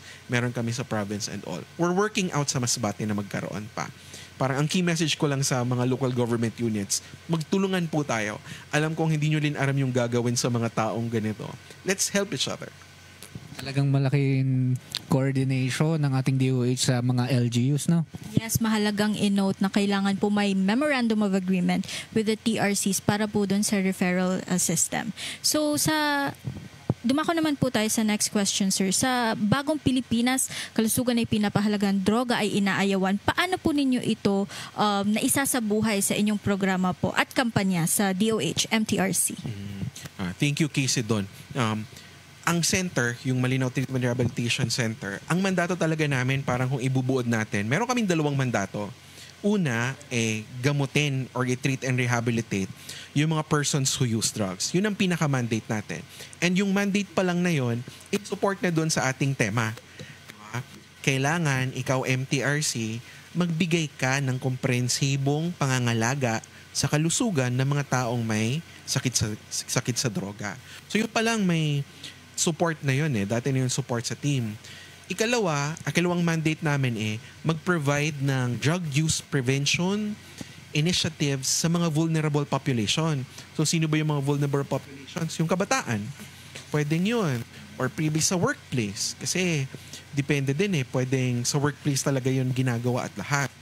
So, diba sa bagong Pilipinas, kalusugan pinapalagan, droga inaayawan, calls also for prevention. Saying no to illegal substance and drugs. Sinusupport talaga natin yun. Parang the center exists in support to that theme. Yun talaga yung aming mission. Kaya nag-exist ang center na yan. So, kaya lang, diba? Sa mission na to, hindi lang siguro namin to kaya on our own. Parang collective effort natin to lahat. Different agencies. And hindi lang agencies ng gobyerno.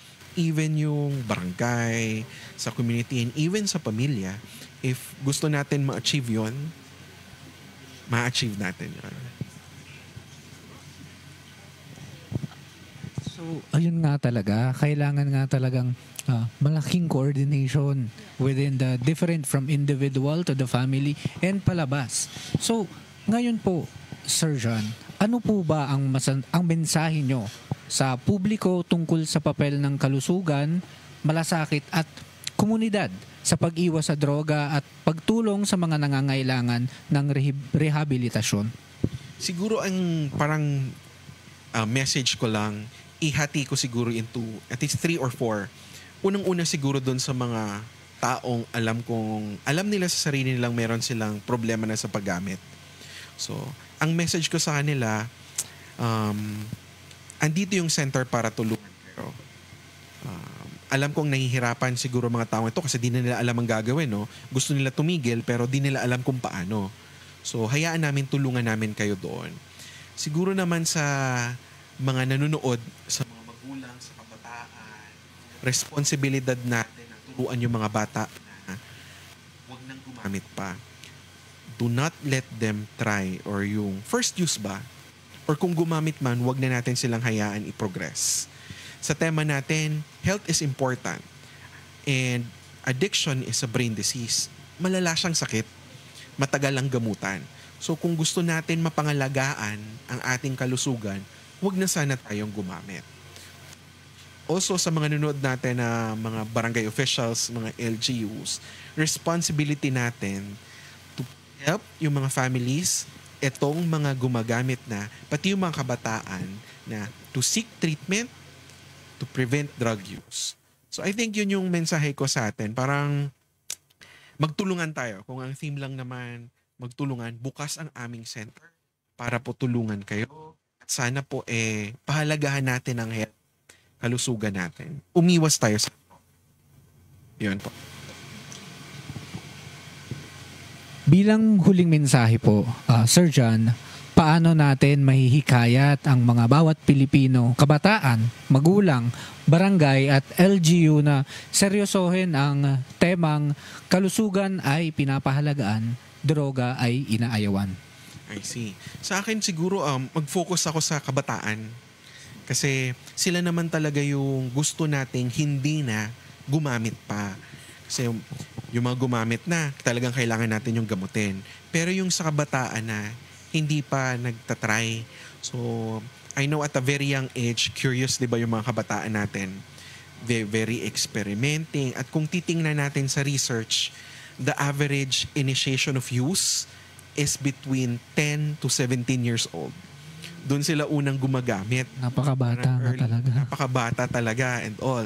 That's a DDB survey. Linabas yan ng DDB ng 2023. So, ang mensahe ko doon sa kabataan, pumili tayo ng tama. Always be in the right company of friends. Alam natin meron tayong mga barkada may maling impluwensya, but you have a choice. Meron kang choice to use at not to use. At kung nakapag-try naman na, sabi natin nag-try na at nagugustuhan, there is help available. So, I hope we make importance of our health. Importante ka, malaki pa ang future mo. Because kabataan ka pa nga, malaki pang taon. Huwag sana natin sayangin. At kung meron man na nakaka-experience na, we are here to help. Yun siguro yung message ko. Okay, maraming salamat po Sir Rocky for imparting your knowledge on this relevant issue. So, partner, sa mga sagot ng ating PIDEA and ng DOH MTRC, ano kaya yung mga na-pick up mo, natutunan mo? Madami. Pero ang pinaka-core lang talaga ng na-pick up ko is drug prevention is will start sa'yo, from the individual. And kung maayos mong pinapangalagaan ng sarili mo, lumalayo ka sa temptasyon, at kung lumalayo ka sa temptasyon, makakaiwas ka. At sa pamamagitan ng pag-iwas mo as individual, makakabawas ka na sa mga dadagdag pag susunod. Kaya nga nasabi din na ni Sir John kanina na yung bata talaga ang kailangan nating pag-ingatan kasi sa kanila magsisimula, kumbaga sila yung future ng magiging bansa natin. So kung bata pa lang sila, matututo na silang mag-iwas, for the future, hindi na rin sila gagamit at malululong pa sa kung ano man ang yes, droga. Important din talaga yung values na natututunan sa pamilya. So eventually it will guide them po to make decisions in their life, the good decisions in their life. So marami po kaming natutunan, sir. And of course, dito po sa studio and sa ating mga viewers, maraming salamat po ulit. Maraming salamat din po kay ARD Ian ng PIDEA RO5 para sa pagpapaunlak ng ating imbitasyon upang mas maliwanagan pa ang publiko tungkol sa initiatives ng DILG kontra illegal na droga. And of course, maraming salamat din sa ating viewers for staying with us until the end bilang pakikiisa sa pagdiriwang ng 2025 DAPSI Week. Sana ay natandaan at maisapuso natin ang mga natutunan natin ngayong araw from our guest speakers para mas mapaigting palalo ang pagpuksa ng paggamit ng illegal na droga. Naway magsilbi itong paalala na ang paggamit ng illegal na droga ay may mabigat na epekto sa kalusugan, pamilya at komunidad. Yes, and there you have it, ladies and gentlemen. That concludes the special episode of the DILG Region 5 Bicol LGRRC Talk Show Balangibog. So tune in for our next episode. Pero bago po tayo tuluyang matapos, may isa pa kaming mahalagang ibabalita sa inyong lahat. Calling all youths from the secondary level or mga high school students. Bilang pagpapatuloy ng ating advokasya sa drug prevention, inilulunsad po ng DILG Region 5 ang The Youth's Choice, a Drug-Free Life Campaign. Isang programa na layong palakasin ng kabataan bilang katuwang sa drug prevention advocacy. Meron itong dalawang pangunahing bahagi. Una, ang creative advocacy competitions. Kasama dito ang Designing Digital Information Materials Contest kung saan maaaring gumawa ang mga estudyante ng digital posters or infographics tungkol sa pagiging drug-free. Ang mga winning outputs ay gagamitin bilang IEC materials ng LGU barangays, NGAs at magiging mga paaralan. Pero may mga premyo din pala to. Ang mananalo ay makakatanggap ng 20,000 plus plaque for the first place, and the second place will be 10,000 plus plaque. The third place is 5,000 and 10 consolation prizes na 2,500 each at certificates of participation sa lahat ng participants. Yes, tama ka dyan, partner. And para sa ikalawang bahagi po, meron po tayong short film making contest. So hinihikayat namin dito ang paggawa ng short films na may child-friendly at age-appropriate drug prevention themes. Layunin itong paunlarin ang creativity at awareness ng kabataan gamit ang storytelling. So for the first place po, we have 75,000 plus plaque. Second place, 50,000 plus plaque. Third place, 25,000 plus plaque. And 3 consolation prizes po worth 10,000 each. Magkakaroon din po ng certificates of participation for all participants. So, abangan ang full mechanics sa DILG Region 5 Facebook page. Ayan po, ako po muli si LGO2 Casey Jacob. At ako naman po si LGO2 Jasper M. Apolentissima. Dito sa DILG, lagi kaming handa ibalangibog ang mga programa, batas at mga best practices na para sa ating mamamayan sapagkat we always believe that sharing knowledge, achieving excellence para sa bagong Pilipinas. Please follow our DILG Region 5 Facebook page and subscribe to our YouTube channel at DILG Region 5 for more updates on our next episodes.